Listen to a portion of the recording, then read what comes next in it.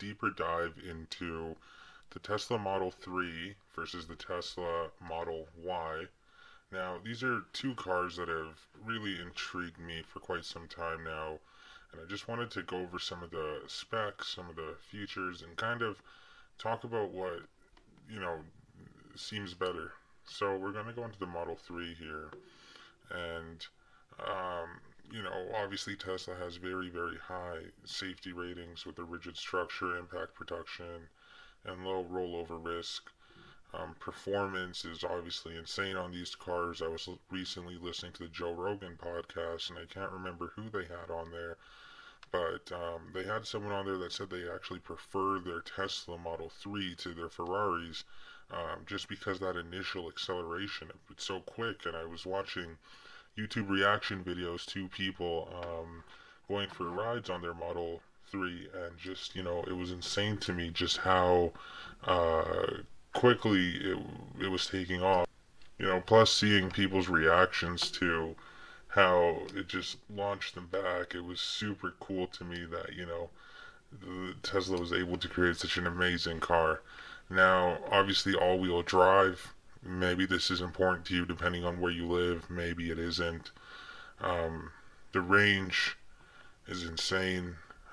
30-minute recharge for 270 kilometers, about 30 minutes. 16,000 superchargers all around the world. Everyone knows about the autopilot. The interior is very minimalist, but it's amazing. They have an expansive glass roof, over-the-air software updates, a 15-inch internal screen. I believe they have a wireless phone charging pad now. Just, it's not for everyone, but it's very minimalist, and I like it. I just like the big tablet that looks modern. And so now what I want to do is click on order now and just look at the different trim levels. So at 50, let me just change this over to US. So for $31,690 or $37,000, $38,000, you can get the standard range plus the 250-mile range, 140 miles per hour, and 0 to 60 at 5.3. The long range, obviously, you see a jump of about 72 miles. I think it's a 5 mile per hour increase. Yes, it is. And the 0 to 60 time decreases by a ninth of a second. So the performance model, this is where you're seeing 3.2 seconds, 162 miles per hour. But obviously, the range is a little bit lower than the long range. Now, personally, as I've been looking at these cars, unless you're really using it for the performance, it makes sense to either buy the standard range plus if you're in a place like Los Angeles where superchargers are abundant, or if you're in maybe an area that doesn't have so many superchargers all around.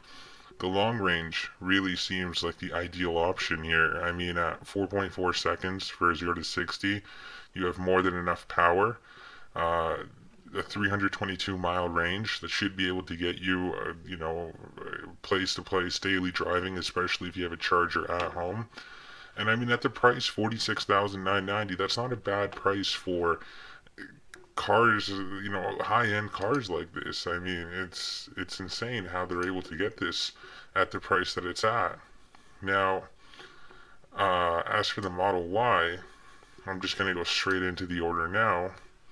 They have two options, the long range and the performance. Now, 52.9 for the long range and 69.90 for the performance. Performance has a range of 315 with a top speed of 145, 0 to 60 in 3.5 seconds. The long range, now this is what I'm really interested in, a range of 316 miles, 135 miles per hour, and 0 to 60 at 4.8. So it seems lesser than the Model 3 in every category. The biggest thing here is it's a bit more spacious. On top of being a bit more spacious, I believe that you can fold down the seats. It can hold up to 7 with an optional third row. I mean, to me, this seems more of like a good family car. Whereas if I was just, if I didn't have children, I would probably be going for the Model 3, to be honest with you. I mean, I, I don't know if the increase in the trunk space really makes a difference, but then you also have to think where you are in life. I mean, Teslas are, they're not your average 5 to 7 year lifespan vehicle. I think they're made for much more than that. So I think what it really comes down to is what you are looking for. If you do not believe that you will need the space, if you don't think that you're going to need the extra trunk space, personally, what I would order is the long range with the premium interior. It's a dual motor all-wheel drive, and it's clocking in at right under $41,000.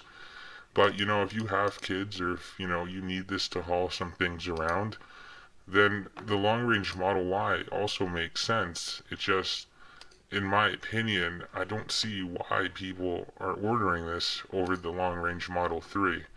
Now, if anyone wants to clarify this for me and maybe educate me on the topic a little bit, please comment down below. But I honestly think that the long range Model 3 is a clear winner.